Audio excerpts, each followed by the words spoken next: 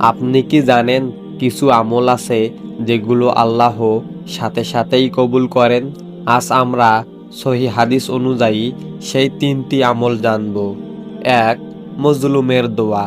রাসূল সাল্লাল্লাহু আলাইহি ওয়াসাল্লাম বলেছেন, মজলুমের দোয়া আর আল্লাহর মাঝে কোনো পর্দা থাকে না, তার দোয়া সাথে সাথেই কবুল হয়।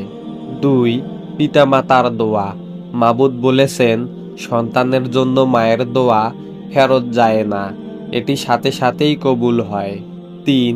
রোজাদারের ইফতারের সময় দোয়া।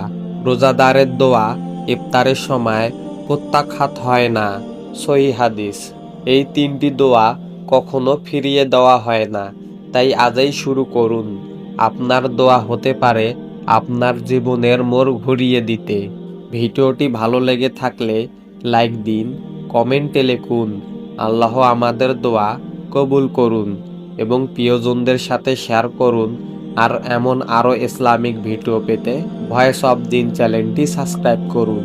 আসসালামু আলাইকুম ওয়া রাহমাতুল্লাহি ওয়া বারাকাতুহু।